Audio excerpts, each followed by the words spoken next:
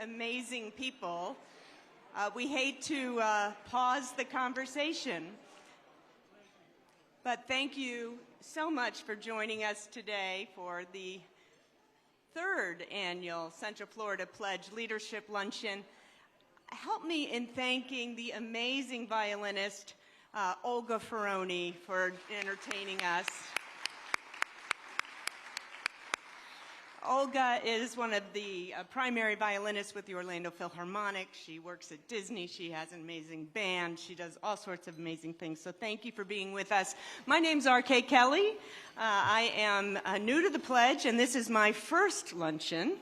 But I know for many of you, you're here gathered today with us because over 2 years ago, exactly on this day, was the day that Central Florida leaders gathered and hammered out those very first words of the Central Florida Pledge and agreed that we were committed all together to being a community of dignity and respect, even with those with whom we disagree. So thank you for being here for this. I invite you to dine and enjoy your lunch. We will be serving throughout the program, and it's 1 hour. And if I can ask you to turn your attention to the screen, we have an opening segment for you, and we're going to get started. So thank you.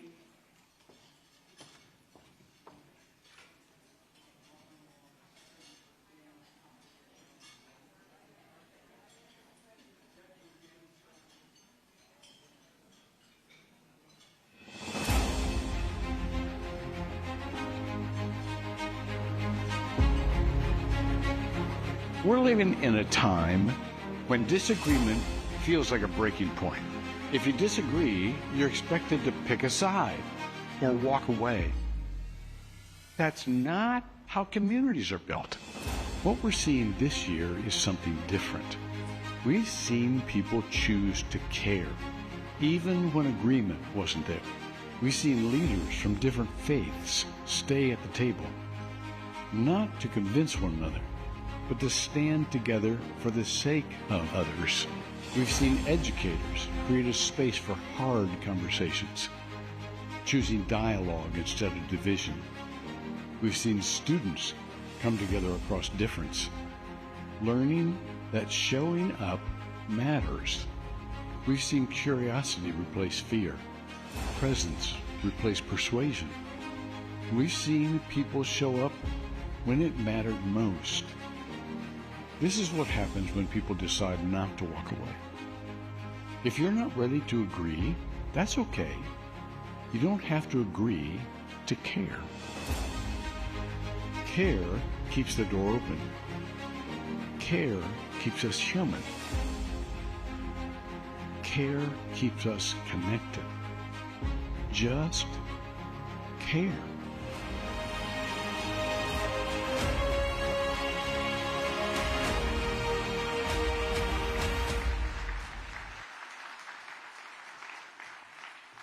It is so great to see so many leaders and partners and friends gathered here together in one room. Today is about 3 simple but powerful ideas. We want to recognize some of the people and organizations that are really making a difference. We want to appreciate how far we've come in so short a time. And we want to learn about how we will be building a better community in Central Florida together. The pledge is focused on Central Florida, but we will continue to learn from successful leaders outside Central Florida. To that end, we now transition to a fireside chat of sorts. We are honored to welcome 2 leaders whose lives and legacies have made world history in one of the most prolonged and well-known conflicts in Europe. The Right Honourable Bertie Ahern served as Prime Minister of Ireland during one of the most pivotal periods in his nation's history.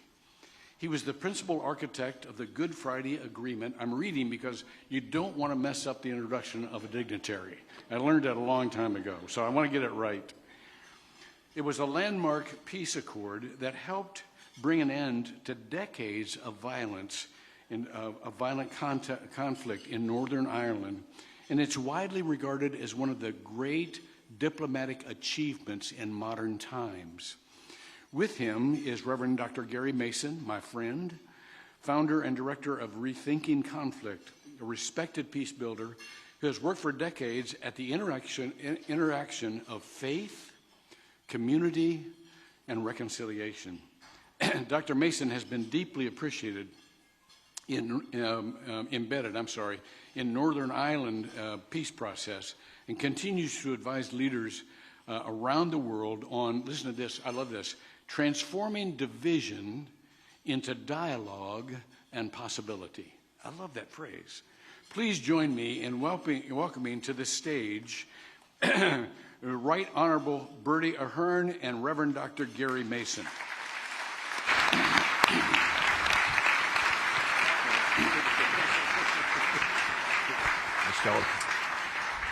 Great to see you. Thank you so much for being here. Let me start out with a general reflections question along the line of enough about you, what about us?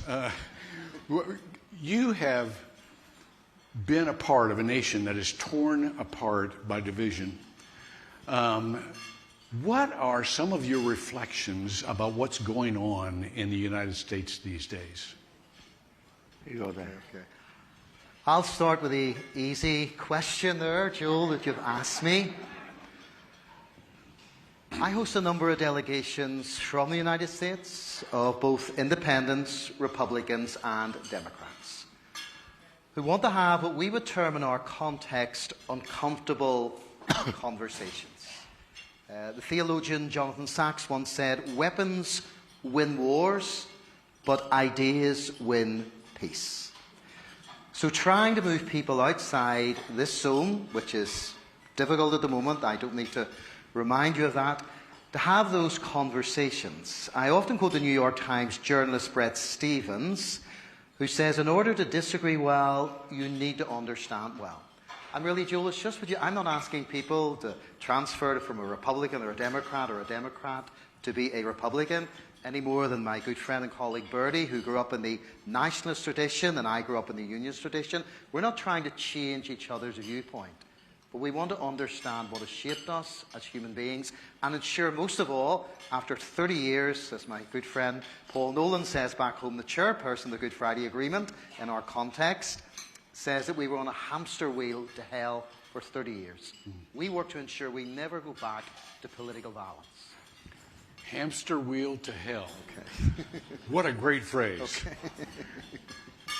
I think for us, I saw your pledge where it's people, not politics. My first slogan when I ran for Prime Minister the first time was people before politics.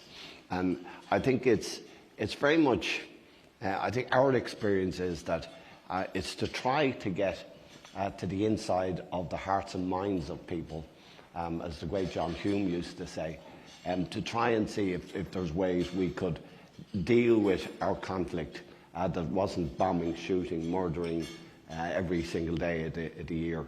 There wasn't a day of the year where we didn't lose people.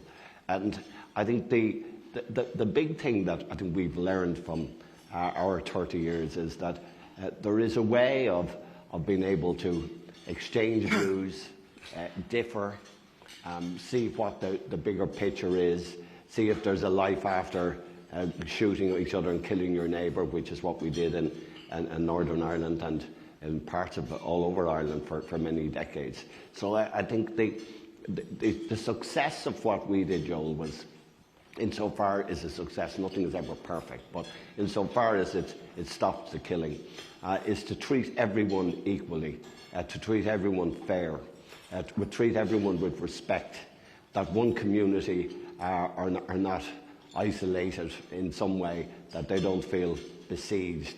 And if everything is equal, then you can, of course, people have different jobs, different livelihoods, but if the circumstances, if the institutional positions treat people equally, then you remove a lot of the causes of conflict. And in our case, I think probably all of the causes of conflict.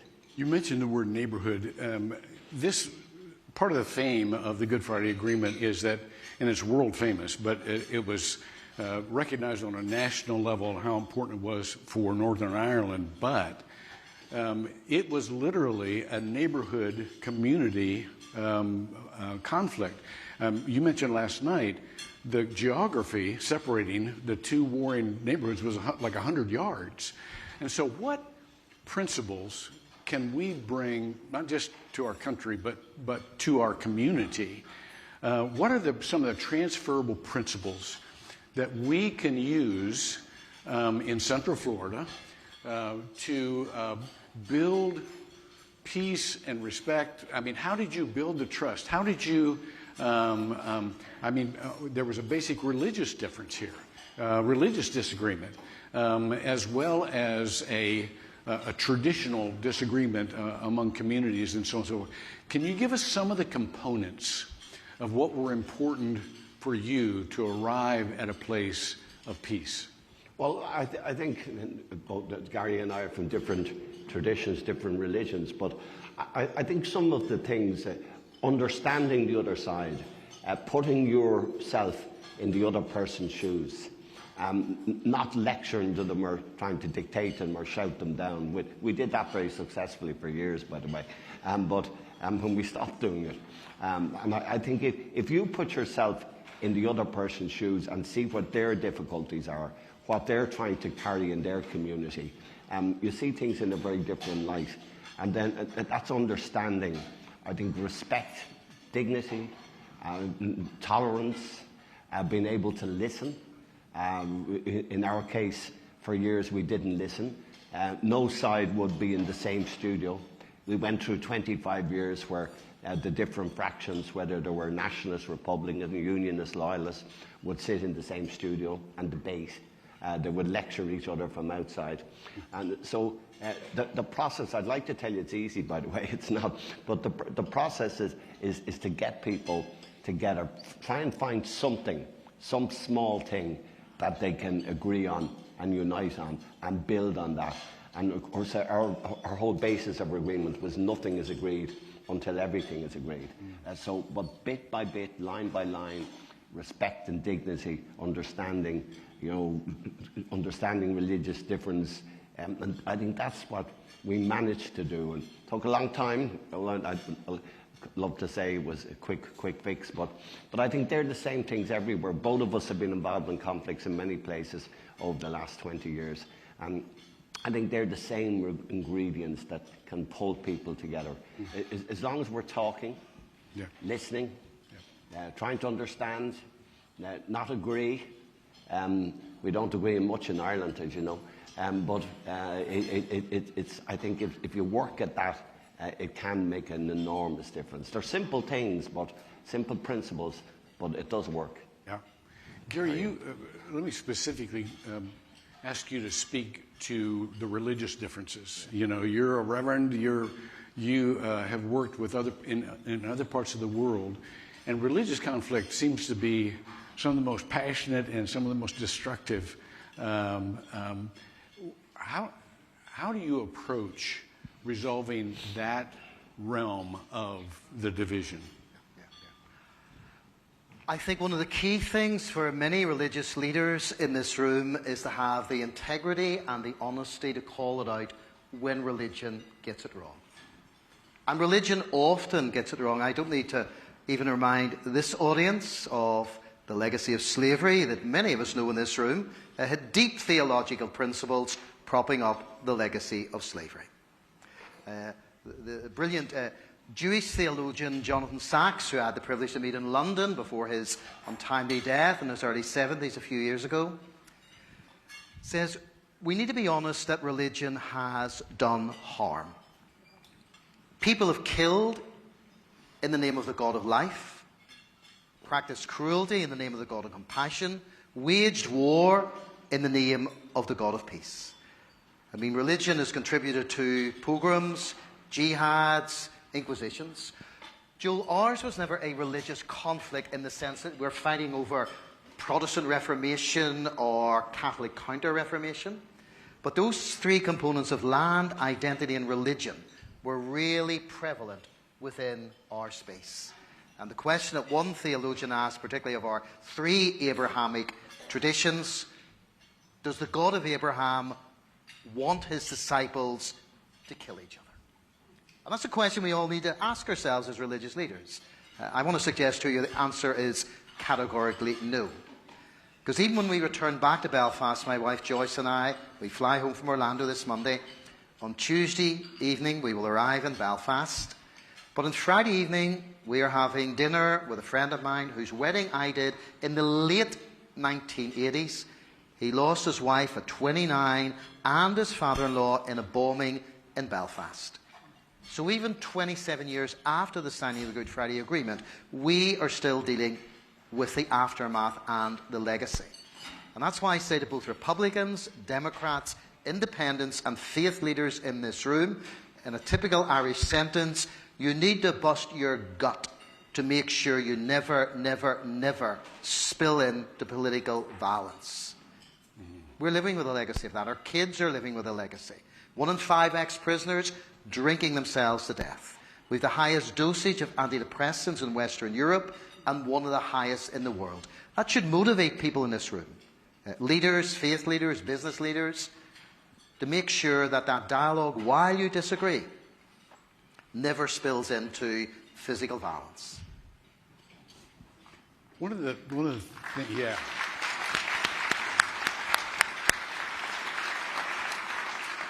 One of the things we tend to focus on is the problem of disagreement. Let's switch over to the more positive.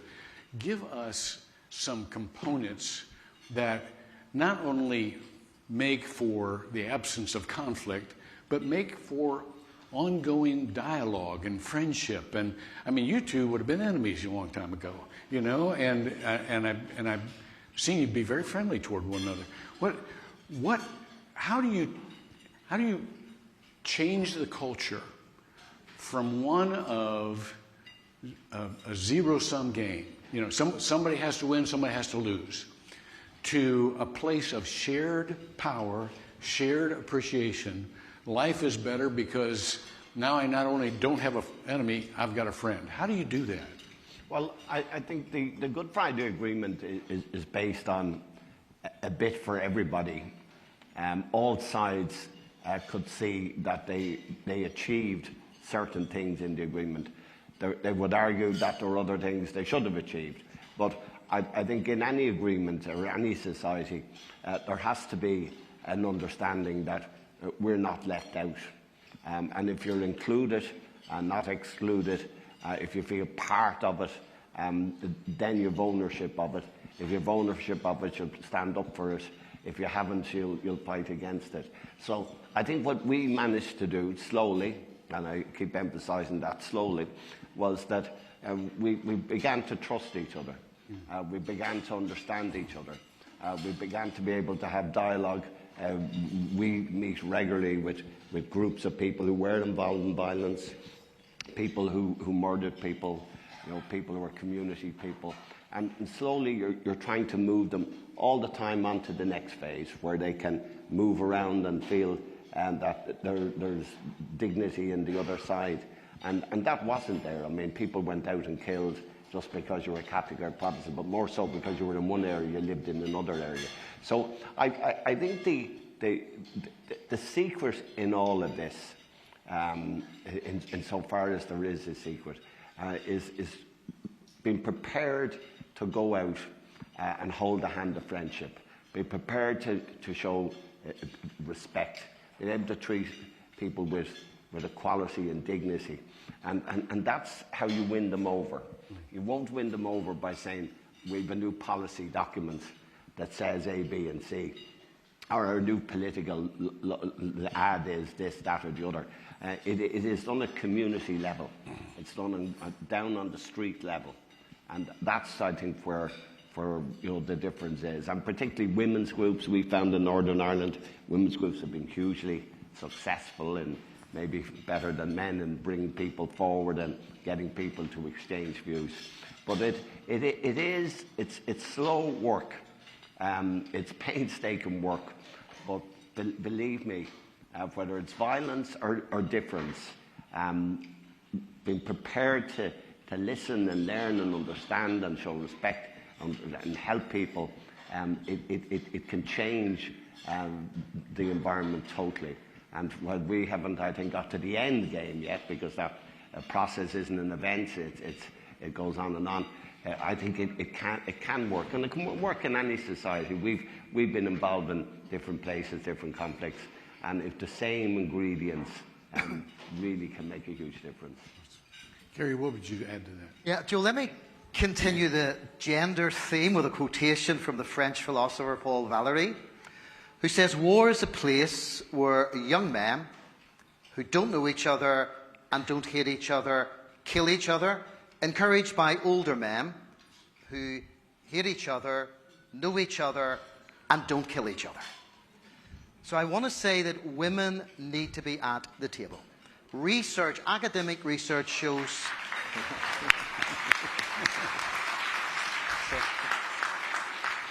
Academic research shows categorically, and Bertie's just alluded to that, we ended up with a women's party to tone down the macho men of violence. A women's party was elected to our assembly, as we know only too well. But research shows that where women are at the table, there is a much higher percentage of a peace process holding. Now, that may be something to do with us alpha males or whatever. We can discuss that later. But women crucially need to be at the table. That is crucial. And that's a really important component that we learned in our context. Let me go a little bit further with that. I heard the former Prime Minister say last night, there are still way too many old men who have been in power a long time making decisions for everybody. As one of those old men, let's talk about the importance, because we got a segment coming up with our students here. Let's talk about the importance of the next generation and how you have integrated them into this peace process. Yeah, listen, I think it's crucial. I wasn't, by the way, hitting at any particular old man. I was just saying generally across the world we have far too many. But the big problem is we have people who've been there for 30, 40 years. You look at the African conflicts, people there for half a century, and they're the leaders, and they won't move, they won't share, they won't do it. And this is a big problem. But I think what we're absolutely convinced of, we brought 10 different groupings together in the Good Friday Agreement, 10 totally separate groupings, including the women.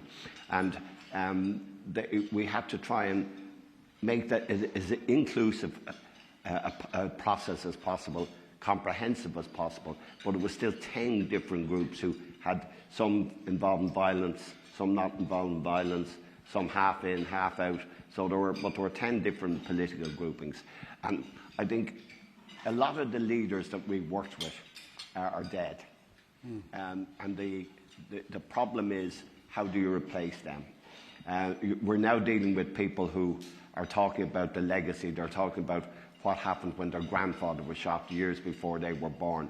Now, we have to deal with that issue, and it's still a difficult issue for us. We're currently working on that. But what worries me all over the place is that the preparation for the next generation of young leaders is not moving quick enough. And talk about our context, I talk about in most of the other areas we're involved in. And this is a real challenge, and I'm an enormous believer, Joel, in exchange programs, in trying to take young people who are gaining the experience. They don't have to be 21, they can be 31, but 41, but they're young people who are coming through a different system. And if we don't put the effort into them, there is the danger that some of the old ways will come back again, that they look at the videos or they'll read the books about the glory days of violence.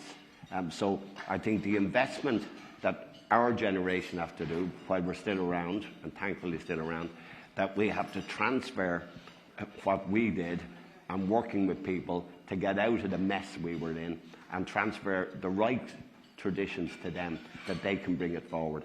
And that won't happen because young people, can turn off politics. They'll say, "Oh, sure, how do you get into that? It's impossible. It's too expensive." how do you raise the money, blah, blah, blah, blah. But I think it is a huge necessity for us, whether it's at whatever level, not just politics, but whatever level, to get young people involved. And we're passionate about that. And if we don't do it, I think we'd be very sorry. Yeah. Jerry? Yeah, I mean, one of the primary reasons I'm in the United States at the moment, and I need to contextualise that, I was having coffee with a senior British official in London in 2019. He's a little bit older than me, but maybe not that much older, and teasingly said to me, Gary, the pair of us are getting that little bit older. What are you doing for the next generation? And in 2019, in our Northern Irish context, we set up an emerging young leaders group, which has been going really well the last 7 years. I work also pretty extensively in the Israeli-Palestinian theatre. And an organisation there has also set up an emerging young leaders group of Israelis and Palestinians. I've had 1,200 Israelis and Palestinians in Belfast and Dublin, along with Bertie, in the last 10 years. And they're from all shades of opinion. They're not just on the right, they're not just on the left. They come together and have those uncomfortable conversations out of that very, very difficult regional space. But it doesn't stop there, because in the last 2 weeks in Georgia and in Florida, you guys have launched 2 emerging young leaders group. My wife Joyce and I were at the Carter Centre in early January when they sailed that ship out into the ocean. This week we've been with our good colleagues at Global Perspectives and International Initiatives at the University of Central Florida, and they launched their ship in the last couple of days. It's a model that a number of people are now looking at. I read something yesterday with my wife, a name you will probably not know, Rowan Atkinson, who's a kind of comedian, nicknamed Mr. B. Yeah. Here is what he said. Legacy is not what you earn, but what you give. Not brilliant. Legacy is not what you earn, but what you give. And that's so crucial, because I know on my deathbed I most certainly will not be thinking about what I earned, but I'll be thinking about what I've given to humanity. Because I believe, as a person of faith, God's imprint is in every single person's forehead in this room and wider afield. Don't forget that. Thank you for your leadership and your courage, and for sharing your very long journeys to this moment, and for being an example for us all. Would you thank our guests? Thank you. Love you. Yeah. I'm sure I was supposed to pose for a picture there, but that's details I can't pay attention to. So, speaking of this next generation, this is a great turning point. You know, I often say when you get my age, you have hardening of the categories, and one of the great compulsions for transferring this process, this responsibility to the next generation, is that they're too young to have hardening of the categories yet. And so, with that, I want to introduce Dr. Lua Hancock. Lua, you come on up here. Dr. Lua Hancock is the Vice President of the Ginsburg Family Foundation, leading the Phoenix generation, and also I want to introduce the President of the Rollins College Student Government Association, Eltavius Johnson. Lua, would you share with this group? This is our fearless leader of the next generation arm of the pledge. Would you share with this group what's happening here? Hi! Where's the Phoenix generation at? That's what I'm talking about. I know a lot of you in here have really big jobs. That's cool for you. I have the best job in Central Florida. Because what was just talked about by our honorable speakers is what we're putting into action. When they say that we're not moving fast enough and we're not training youth enough, we are here, actually. We're doing it because we're doing it in partnership with each other. All the colleges and universities that we work with. So for those of you who are unfamiliar, now you know. The Phoenix Generation is the next generation of leaders from all the colleges and many of the high schools around Central Florida who are putting the pledge into action on their campuses every day. And it sounds beautiful, and it is wonderful, and there's a magazine that you'll get today in your bag that'll tell you amazing things they've done this year, but it's not always easy work, to be honest. It takes a lot of individual self-clarification of your own values, of being able to check yourself about if you can stay in dignity with someone who is really testing that. But the work every day is super important. So this last year, if you didn't know, at Stetson, we had 400 students there for a leadership conference. Thank you for hosting us. And then we got a little smaller, and we went to Rosen. Thank you to our beautiful partners at Rosen for hosting us. We had a 200-member student leadership conference so we could hear from them. What do you need in order to do this work on your campuses? How can we help you? They showed up. The SJ presidents are here in the room today. These are not tomorrow's leaders. They are actually today's leaders. They are changing things and creating spaces on our campuses, and it's super, super needed. So next year in November, we will have 1,000 students at Rosen who will be there. We have thousands of students involved in the movement right now. And just one of the many people I feel blessed to work with as a partner every day in this work is Altavius Johnson. He is the Rollins Student Government Association president. On his campus, we talked about when we first met, he said, "Can you be on my podcast?" I said, "I don't know, can you be on my podcast?" So we started talking about something he does called Tension Talks, and you'll read more about it in the magazine. It's not a formal program. It's just when there's an issue on campus, he asks people to come into the room and talk to each other, and he holds that space for them. I feel so blessed to have learned from him how to do these type of tension talks with each other, and he even describes it, because he's also an opera singer on the side, how we need to have that tension of the music, of the dissonance. And I've learned so much for him, so I'm honored to work with him every day. Please help me welcome Altavius Johnson.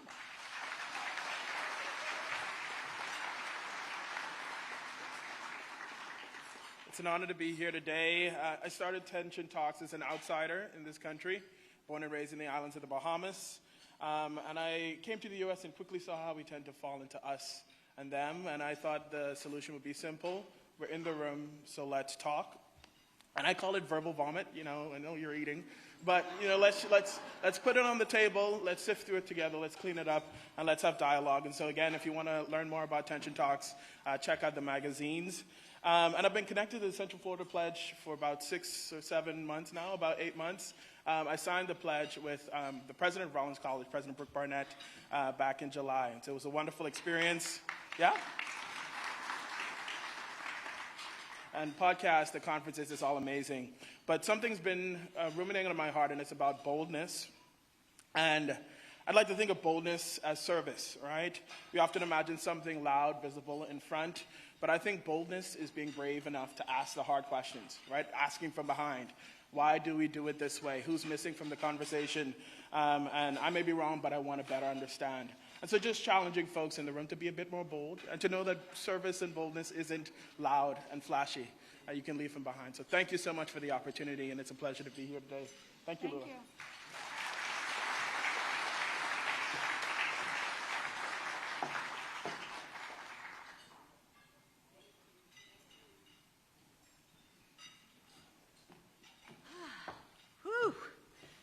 I hope you're enjoying lunch. I have to follow Altavius. Geez. Thank you so much. Here's my comments. I'm just kidding. Don't worry. I don't know if I mentioned at the beginning, I am maybe one of the newest folks with the pledge. I joined just before the holidays, and I am so thankful for the invitation to join this movement. I was an early signer, although I was living in South Florida at the time. But to be able to come onto the team now and stand beside people like Lua Hancock, Dr. Lua Hancock, who's doing amazing work in our youth communities. And now our challenge is, how do we take and mobilize all of the folks that have already signed as individuals, as well as, which is approaching 6,000 right now, and as well as the dozens of businesses, and many of the leaders are here in the room, that have joined us in just the last few months. And I have to thank Shelley Lawton, who is here and helped us reach out to so many of you. Where'd she go? Well, there she is, right in the middle in the back, red suit. Thank you, Shelley. And thank you for leaders of nonprofits and faith organizations and corporations and small businesses and education organizations of all sizes that have joined us. You know, clearly when we listen to the program, there is so much to learn, and I feel like I have so much to learn, being the new one. But I wanted to share a little bit about, just in the last few months, what we've been talking about, what's next, and how do we take all of this wealth of interest, good thinking, leadership here locally and around the globe. Tons of you that have met with me, thank you. We've had Zoom calls through the holidays and talked about the needs. How are we going to move forward now? And that's really our question today. And our challenge is to organize us now instead of just groups of individuals that are passionate and committed, but into networks and into networks of networks. And that's our next step. We're going to work closely with our counties. Our counties already have very strong leadership programs, and we've been so thankful to have Osceola County, Seminole County, and of course Orange County, different organizations that already have amazing networks. So we want to come alongside you, curate resources, help us push those out to those that are interested, help us be a resource to organizations that are having challenges and conflicts. We have several resources already in the pipeline or that exist, and I want to share just a couple of them with you today. Lua and team, Dr. Lua and team have developed something called Dialogue Across Differences, and it's on the Pledge website. We have printed out a few copies for those that are super interested that might want to take them with you as you're leaving today. This is a personal to interpersonal to community workshop. Tools to begin to work through things in your organization, in your family, or in your workplace, your coworkers. You can pick those up as you're leaving. There'll be a special bag for all of you with some sweet treats, and we have our community's promise to stand together. This is the story of the pledge. Some of us are new to this, and some of you have been around since day one. Thank you, Dr. Hunter and Rob Andrasik, for putting this together for us to follow what we've learned so far, and now we bring the resources, such as from Northern Ireland, bring those learnings, package them up, and help you share them out. We have two programs in development right now, Faith in Politics, since that seems to be a hot topic right now. And with it being a midterm election year, Dr. Joel Hunter is working on a Faith in Politics series that will be in book form, as well as workshops and community dialogues that we'll be bringing out this summer. We're adapting our student home for the holidays, what not to talk about at dinner. When you go back home from college, that first dinner home is sometimes quite amazing, right? You've changed. Your family has expectations. Your grandmother has a very different opinion about what's going on in the country than you do. And as we've shared that out, everyone says, we need that too. We adults need that. So we are going to be adapting that program. We're already activating in the arts sector. I hope you caught Silent Night this past weekend. Amazing partnership with Opera Orlando. And played by the Orlando Phil. It's the true story. If you don't know, it's what happened in 1914 on Christmas Eve in World War I, when the soldiers chose to see each other as humans and declare their own temporary ceasefire, rather than accept the label that the government had applied that that's the enemy.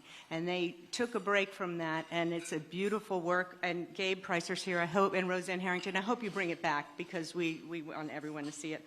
We're also in yes. We are also in talks to develop somebody mentioned the tension in music, right? So music, tension, and collaboration, and some of the historic as well as current uses of music. We're in discussions with our partners at Timucua. For Timucua Talks is going to be a new series that develops, that explores musical tension and community tension, and what can we learn from that, and how can we move through that. And we plan on presenting that at the White House, but that's also something that could be very portable and come out to the community. So, and finally, last but not least, so lots we're working on, right? in the next coming months, you will all be invited, if you're interested, to join us as Pledge Network ambassadors. And the work of the ambassadors is twofold, and many of you are already doing it. One is to expand the circle, invite people into the pledge, at least to learn about the point of view and understand that there are some options and some resources, and maybe they join or their organization joins. And then there's sometimes when a more formal organizing effort or a peaceful expression of a point of view might be something that the pledge wants to move forward with, and we would work through our ambassadors to help us find that timing and an opportunity, as well as figure out where to go with that. So those are all the things that are on my docket. So I'm very busy here in week 8 of my job, and I would really appreciate the opportunity to share that with you.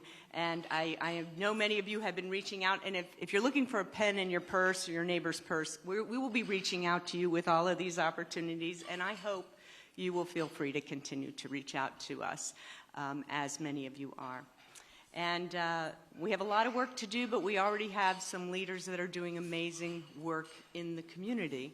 And what a great opportunity today, in addition to all the learning and sharing we're doing together, to recognize some of those people. So please help me welcome Mr. Mark McMurran, the president of Ginsburg Family Foundation.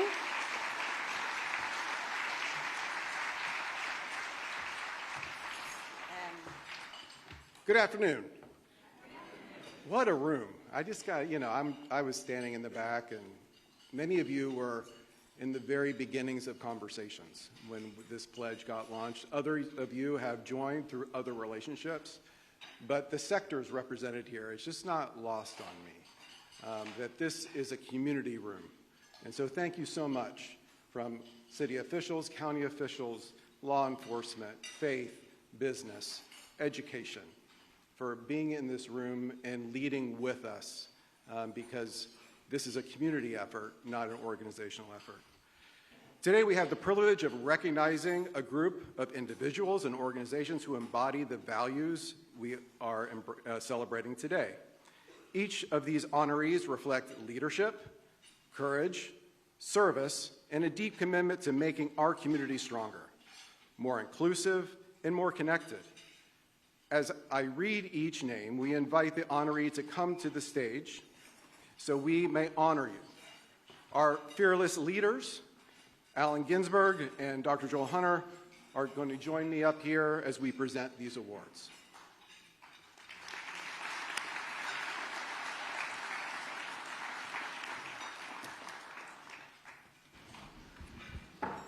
Waiting on you, Allen, whenever you're ready. You can start off. Okay, all right. Well, you're the boss. All right. The 2026 Civic Leader of the Year goes to Dr. Phillipson.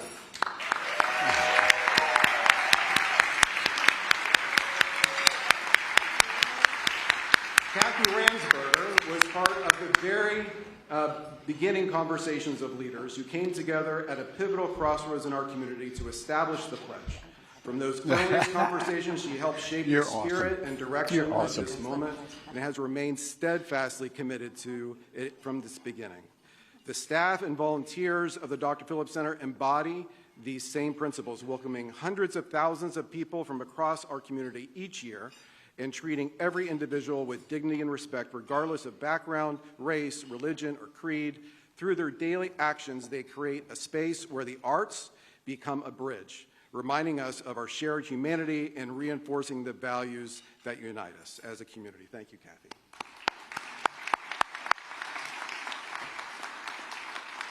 The 2026 Business Leader of the Year goes to Rosen Hotels and Resorts.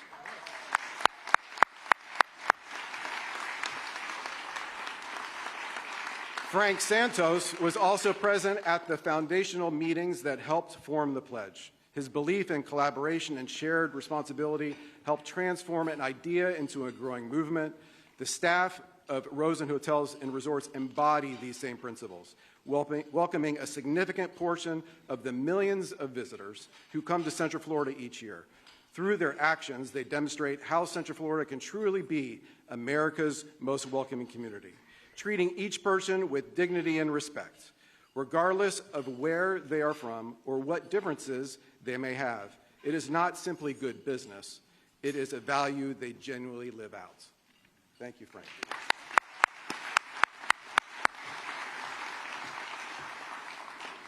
The 2026 Educator of the Year goes to Stetson University.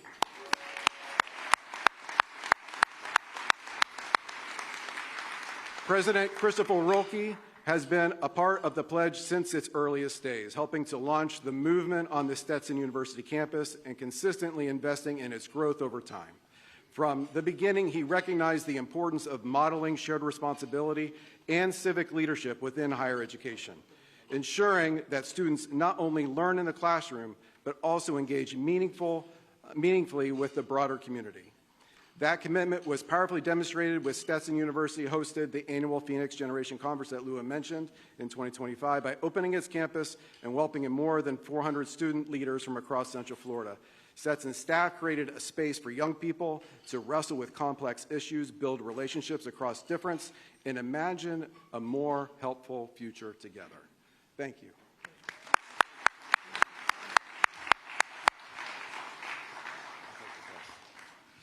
We have spared no expense on these awards. They're gold on the bottom. I hope so. Yes. That's why they're so heavy. The 2026 Faith Leader of the Year goes to the Islamic Center of Orlando.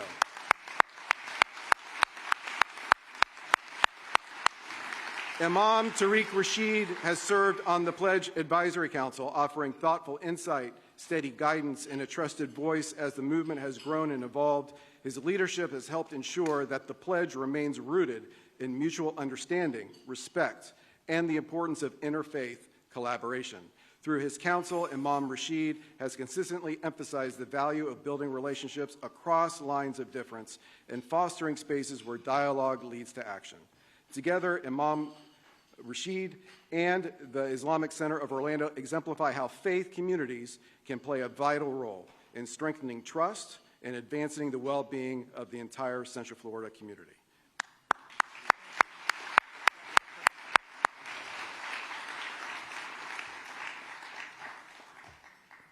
The 2026 Student Leader of the Year goes to Altavius Johnson.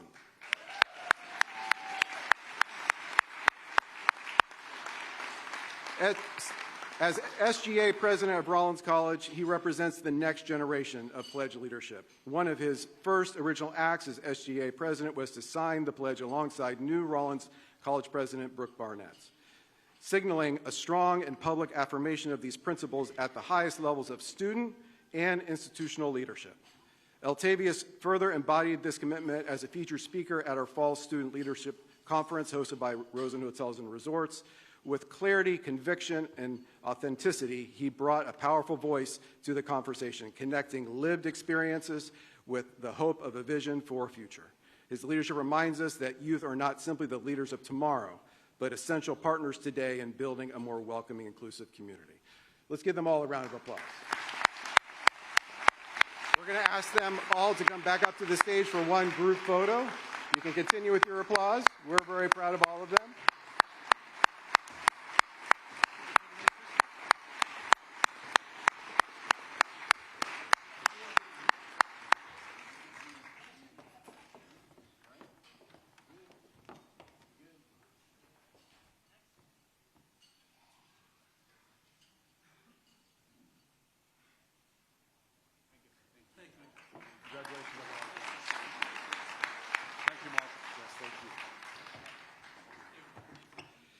I would now like to invite Mr. Allen Ginsberg to share a few words of reflection, followed by Dr. Hunter will share about our future going forward.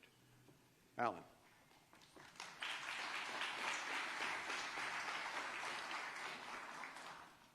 Thanks, Mark.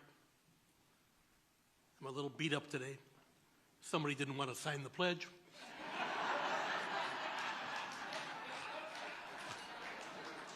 Jews are generally terrible fighters, but anyway, I did the best I could.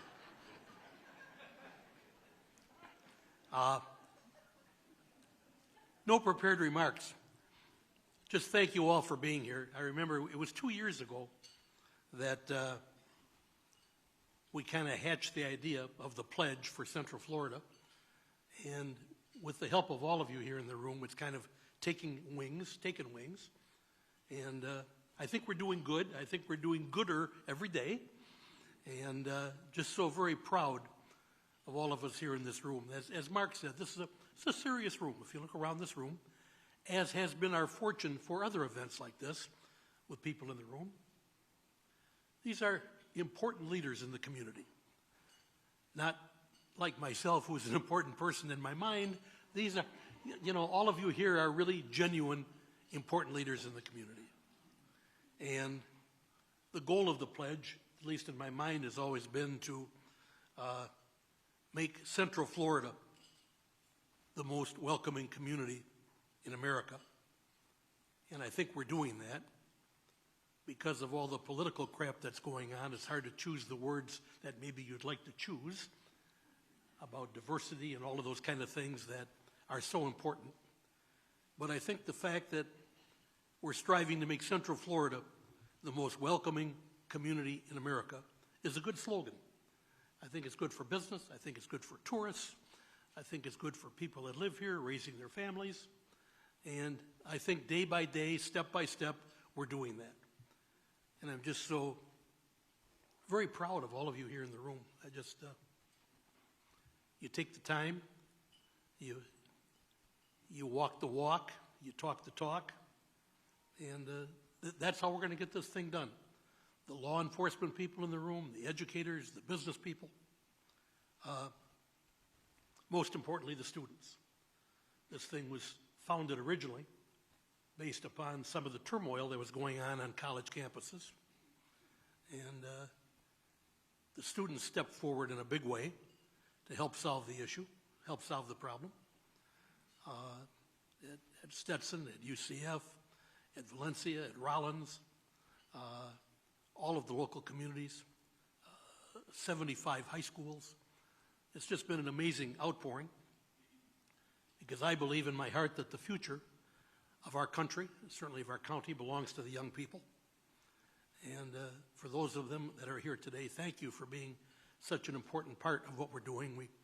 We started the Phoenix Generation, the name you gave yourselves, and you meet together in larger and larger gatherings for seminars and for gatherings and for retreats. Stetson hosted one with, I think, 400 or 500 kids. UCF, I think, is hosting one now with over 1,000 students. I say kids, everybody younger than me is a kid, which is everybody in the room. But the Phoenix Generation is a very, very important thing. I've invested some of our family's resources through the Ginsburg Foundation into the pledge, and could not have been more pleased with the results of planting these simple seeds in Central Florida. How do you know it's working? I look in the mirror someday, I put on my shirt. I've gone from large to extra large. I thought I'd make that up. I say, Alan, how do you know it's working? And I guess the thing that comes to mind is, well, I guess it's working if there are no terrible things happening. You don't wake up every day and say, well, it's working because, no fights in the streets today. But I do remember one incident, and then I'm going to end. It's always the things people like to hear me say, I'm going to end. I remember CNN a couple of years ago when there were these riots on campuses in New York and California, right here in Florida. I remember when UCF, it was kind of touted by rumor or whatever that there was going to be a giant riot on the campus of UCF. I was there when CNN sent down their New York crew. They thought this was going to really be a big story. They didn't want their local team. They sent down 4 people and camera people from New York to the UCF campus. And there was no riot. There was nothing. And I was walking around with one of the reporters, and they stopped a couple students, and they said, why what's going on here? And the answer is, well, as a campus, we voted to accept the pledge. It was a campus government community. We signed, and we're all quite happy with that. And there are no riots or protests at UCF. And I thought, well, it's working.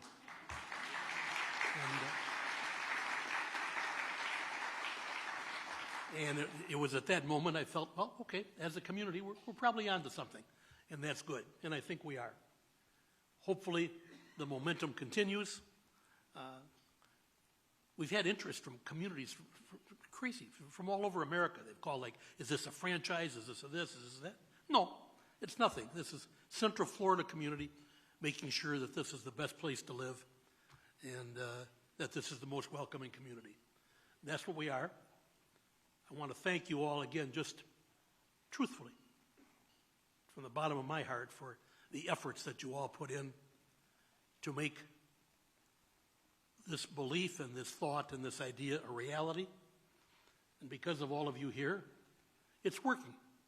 And I thank you and love you all. Thank you for being here. Thank you.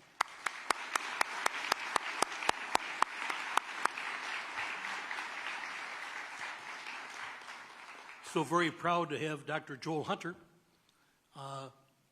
give up more and more of his time in the pastoral business to work on the pledge business. And it's a total honor. And Joel, this is yours. Thank you. Thank you.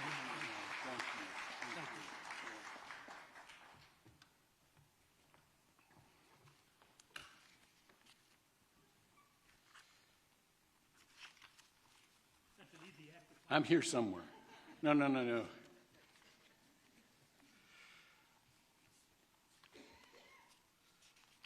This is worth waiting on.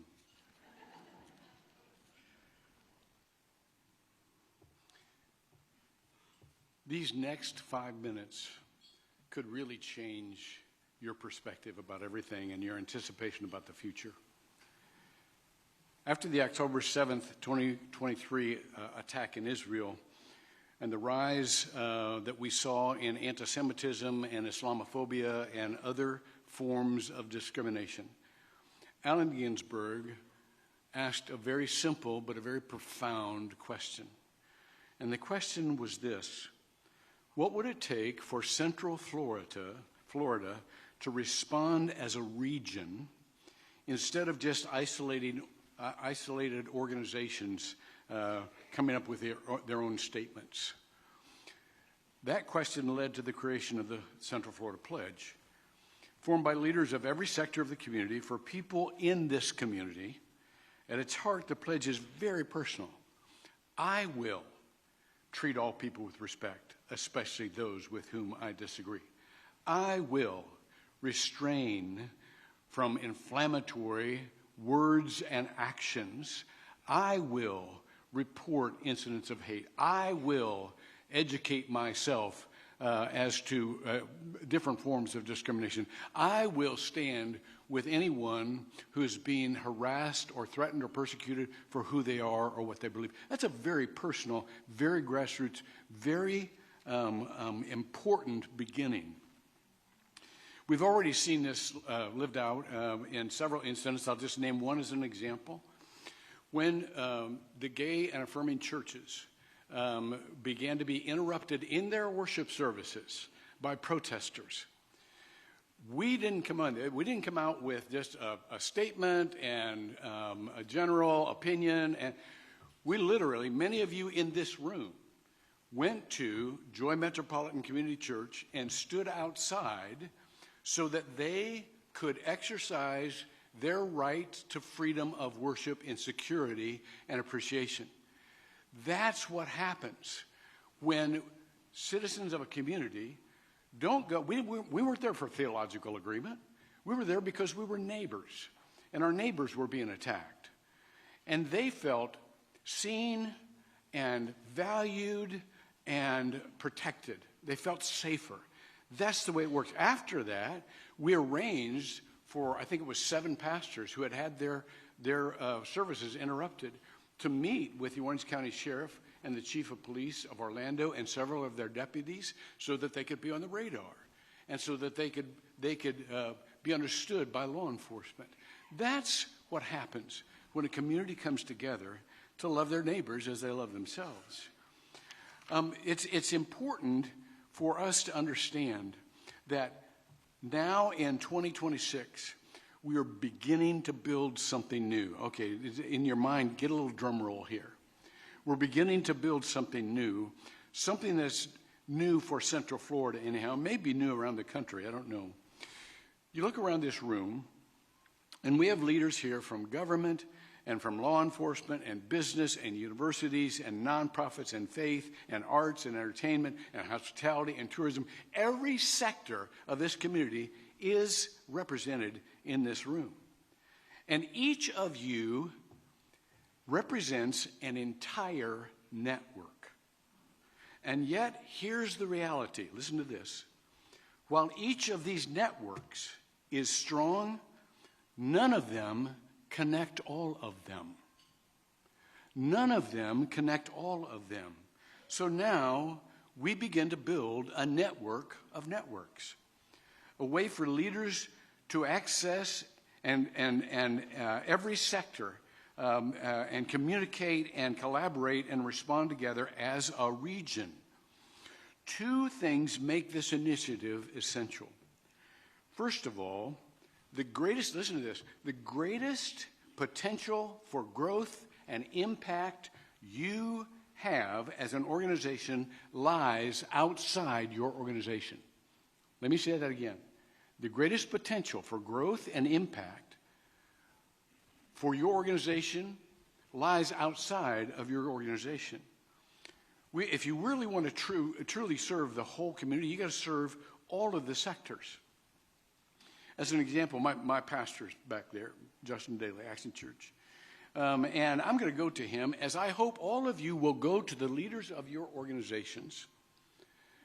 And I will say to him, now he was one of the first to sign on as an individual leader. But I'll say to him, it's important that we sign on as an organization.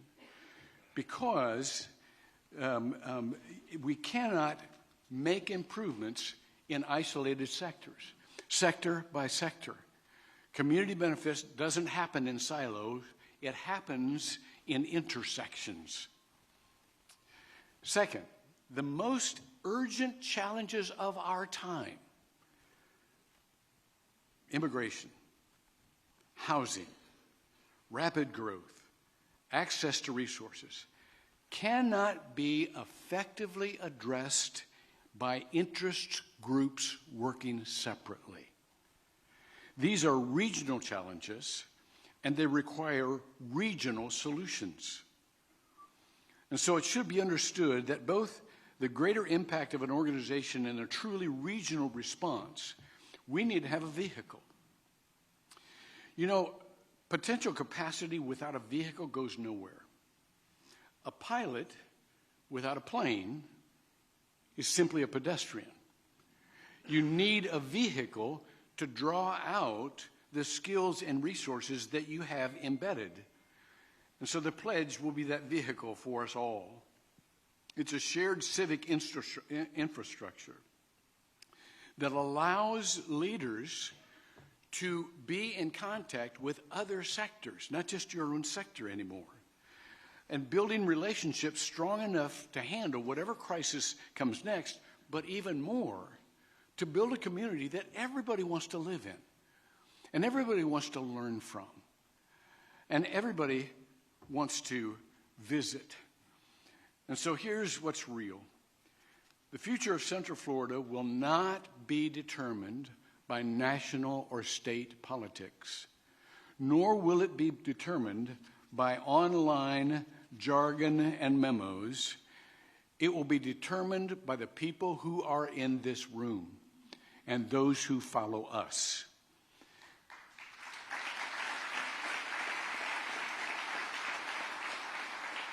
There is great hope for the future because we've already pre-agreed that we're going to work together to build that kind of community, and we can do that. Every generation is tested. Ours is being tested on whether we can live together across significance and growing differences without turning on one another. This is our moment. These are our relationships. This is a challenge that it lands in all of our laps, that we would build a community where everyone is treated with dignity and respect. This is our responsibility. Let's go do just that. Let's do it together. We're going to be calling on you, or you can call on us, but we're going to build that vehicle where every problem has a regional response, not just an individual response. And we have the support we need to love our neighbors as we love ourselves. Let's go do it. Cue the marching band.